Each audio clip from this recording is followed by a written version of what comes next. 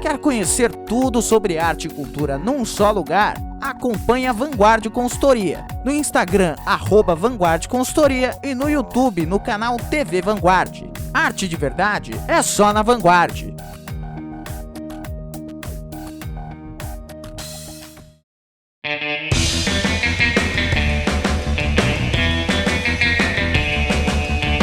Oi, eu sou o Matheus Marcolini e seja muito bem-vindo ao Resumo News, o podcast de notícias do Resumo Etéreo. Nesse podcast eu comento as notícias mais legais de passar para vocês no dia de hoje, dia 17 de agosto de 2020. Vamos lá! O episódio de hoje ele vai ser um pouco mais ligeiro, ele vai ser na verdade bem pequenininho, porque hoje é aniversário do meu pai. Então eu não vou ficar muito tempo editando o episódio. O episódio de hoje só tem duas notícias. A primeira notícia é do G1. PF conclui não haver provas de trecho de delação de Palocci que envolve Lula e BTG. Notícia assinada pela Thaís Caniac e pelo RPC Curitiba e G1 do Paraná diz que, vamos lá, a Polícia Federal de São Paulo concluiu que não tem provas em trecho da delação premiada do ex-ministro Antônio Palocci, ex-ministro do governo Lula, em que ele citou o ex-presidente da República e o banco BTG Pactual S.A. Né? No documento, o delegado federal Marcelo Feres Daher, ele afirmou que os fatos relatados pelo Palocci foram desmentidos por todas as testemunhas, declarantes e por outros colaboradores da justiça. Inclusive, o relatório final da PF foi divulgado pela revista Consultor Jurídico no domingo, ou seja, ontem, e a RPC também teve acesso ao documento assinado no dia 11 de agosto. Segundo o delegado, os colaboradores que desmentiram o Palocci aparentemente não tinham prejuízo algum em confirmarem a narrativa de Palocci caso entendessem ser verdadeira. Vou abrir aspas aqui para um trecho do relatório. Ademais, observa-se que as afirmações feitas por Palocci parecem todas terem sido encontradas em pesquisas na internet, porquanto baseadas em dados públicos, sem acréscimo de elementos de corroboração, a não ser de notícias de jornais. A delação do Palocci foi fechada em 2018 e tem 34 anexos. No anexo que foi desacreditado pela PF, o Palocci relatou que o banqueiro André Esteves movimentou no BTG, o banco, em nome de terceiros, valores recebidos pelo Lula em crimes de corrupção e Caixa 2. Em troca, ele teria recebido informações privilegiadas do governo sobre a mudança da taxa Selic, por exemplo, que permitiu que tivesse lucro, blá blá blá blá blá blá, em campanha do PT. Só que isso aqui é tudo mentira. Porque não tem comprovação. O que o Palocci disse, ele disse baseado em matérias de jornais. O delegado ainda explicou que notícias jornalísticas foram suficientes para iniciar o inquérito policial, mas eles parecem que não foram corroboradas pelas provas produzidas. Então não será dada continuidade ao procedimento penal. Nesse caso, o caso ele não pode ter andamento, porque não tem comprovação aí, de fatos, né? Não tem provas. Aí o Ministério Público Federal já recebeu o relatório final da PF e vai analisar. Tem 3 caminhos a seguir: pedir o arquivamento, novas diligências ou oferecer a denúncia à justiça.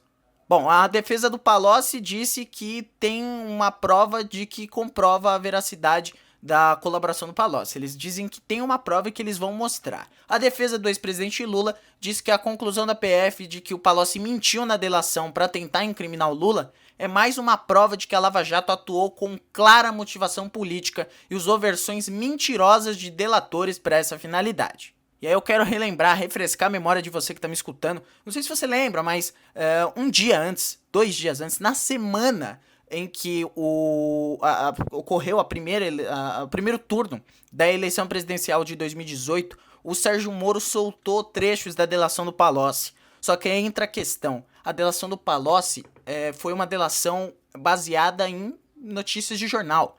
Então não tem como ter credibilidade para esse tipo de delação. Só que o Sérgio Moro sabia disso, não é?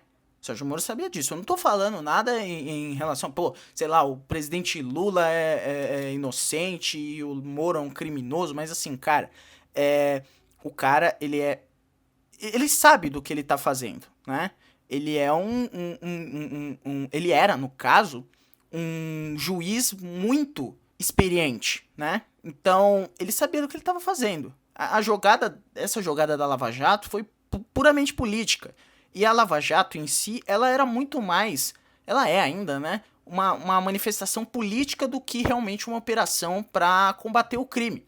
Porque senão não teria tanta ênfase no PT em relação a outros partidos. Se você vê, por exemplo, o Sérgio Moro e o Deltan Dallagnol falando sobre o FHC, que não devia investigar o FHC, porque é um cara que é a favor deles, tal e tal.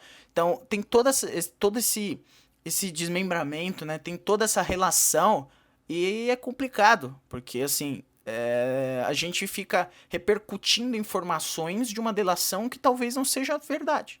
A outra notícia é da Rádio Itatiaia. Deputado aciona STF contra Sarah Winter por divulgar dados de criança vítima de estupro. Bom, vamos lá. O deputado Alexandre Padilha, que já foi candidato à prefeitura de São Paulo, inclusive, ele protocolou nessa tarde de segunda... Meu Deus, eu tô batendo na minha luminária, Jesus amado.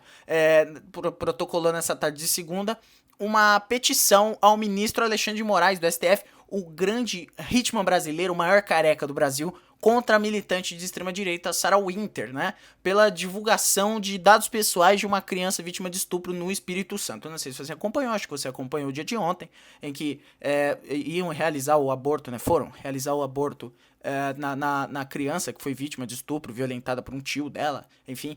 E aí tinha um monte de manifestantes de extrema-direita, pessoas que se diziam cristãos na frente do hospital, falando que o médico que ia fazer isso era um assassino, enfim. Eu não vou entrar, não vou falar mais sobre isso, porque senão eu vou ser preso, enfim. A Sarah, ela tá cumprindo medidas cautelares, ela tá usando tornozeleira eletrônica, e ela não poderia fazer contato com outros extremistas daquele grupo dela. Depois que ela entrou em liberdade, ela tá ainda sendo julgada naquele caso dos atos antidemocráticos, né?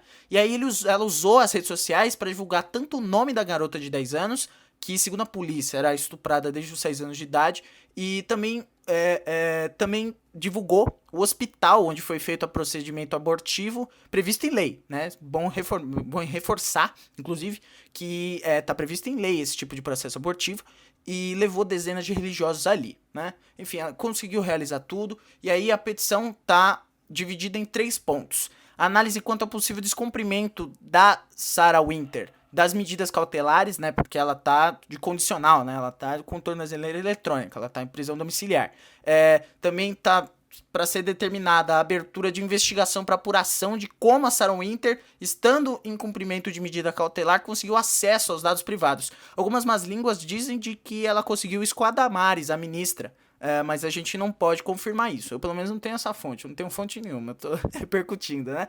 E também que seja determinada a abertura do procedimento investigatório para apuração da prática do delito do artigo 286 e afronta ao artigo 17 do Estatuto da Criança e do Adolescente. Eu vou, só pra confirmar, né?